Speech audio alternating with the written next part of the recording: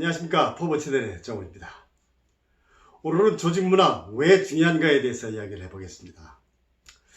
조직 구성원들이 조직 내에서 각자 느끼는 대로 생각한 대로 행동하면 조직은 어떻게 될 것 같습니까? 한번 생각해 보시죠. 아마 빠른 의사결정을 내리기가 좀 어렵고 중지를 모으기가 어려워서 결정이 굉장히 늦어지기도 하고 말이죠. 또 리더가 일일이 지시하고 또 확인하고 피드백하고 굉장히 바빠질 것 같습니다.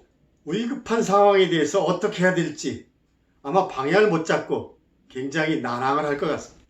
따라서 이렇게 각자 생각하고 느끼는 대로 행동하게 될 경우 아마 조직의 목표를 달성하기는 굉장히 어렵게 되겠죠.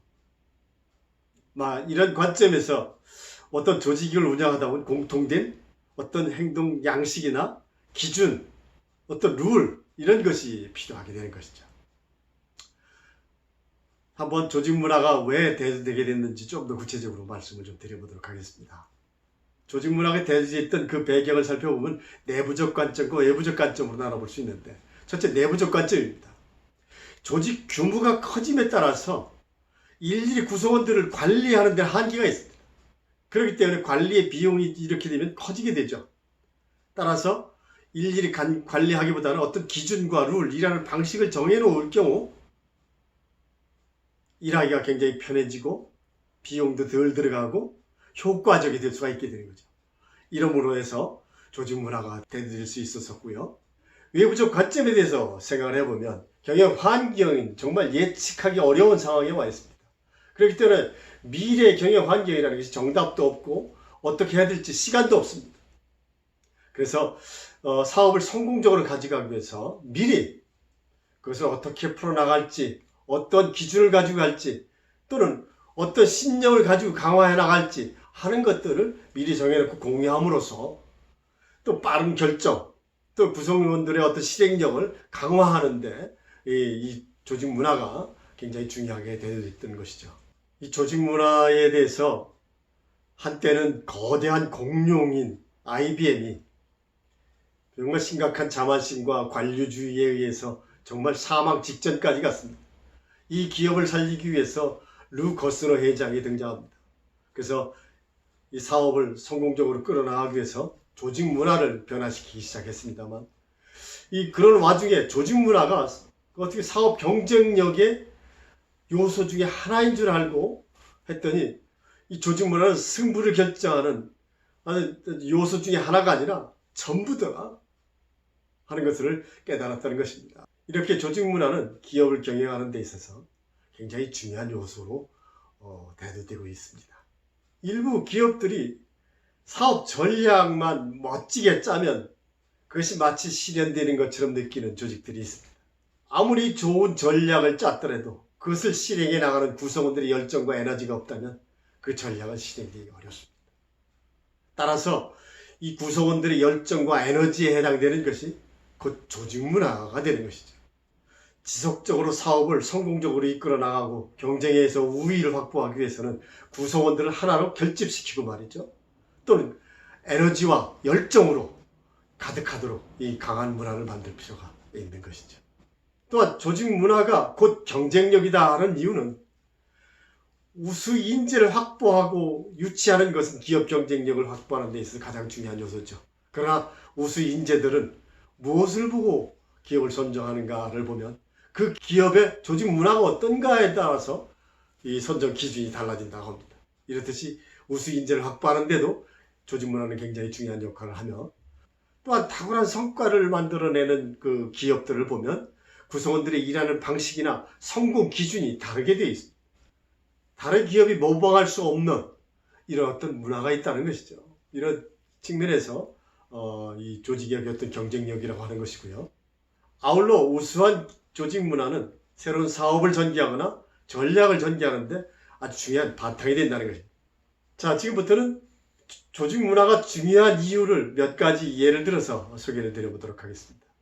첫째, 경쟁사가 모방하기 어려운 경쟁 우위의 원천이라고 하는 것입니다. 이것은 이미 오래전 코닝사의 CEO였던 제임스 호턴에 의하면 조직 문화를 관리하지 않으면 장기적으로 사업을 성공적으로 이끌어 나갈 수가 없다라고 단정적으로 이야기를 합니다. 성과는 문화의 결과물이다. 이렇게 얘기하는 사람도 있습니다. 탁월한 성과를 내고 있는 기업을 살펴보면 거기에는 반드시 독특한 조직 문화가 있던 것입니다.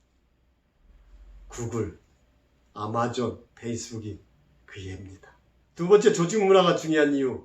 조직 문화는 성과에 영향을 미친다는 것입니다. 하버드 대학의 존 코터 교수에 의하면 조직 문화가 충만한 기업은 그렇지 않은 기업에서 매출 성장률이 4배가 높고 주가 성장률은 12배가 높다고, 그리고 수익 성장률은 7.5배가 높다는 결과가 나왔습니다. 실제 조직 문화가 성과와 효과성에 대해서 영향을 미친다는 연구 결과는 상당히 많습니다. 그 중에서 기업 컨설팅 그룹인 헤이그룹에 의하면 조직 문화와 기업 간 그 경영 성과 차이를 분석한 결과 약 30%는 조직 분위기에 기인한다. 이렇게 얘기한 결과가 있습니다. 따라서 이 조직 문화와 경영 성과는 굉장한 밀접한 관계에 있다고 볼 수가 있겠고요. 또한 조직 문화는 이 전략 실행 과정에 영향을 미칩니다. 조직의 전략이 아무리 잘 짜여져 있더라도 이것을 실행하는 구성원들의 마음가짐과 생각이 올바르게 되어 있지 않다면 그 사업은 성공적으로 진행되기가 어렵습니다. 경영학자인 피터 드러크는 문화는 전략을 아침 식사로 먹는다 라는 얘기가 있습니다.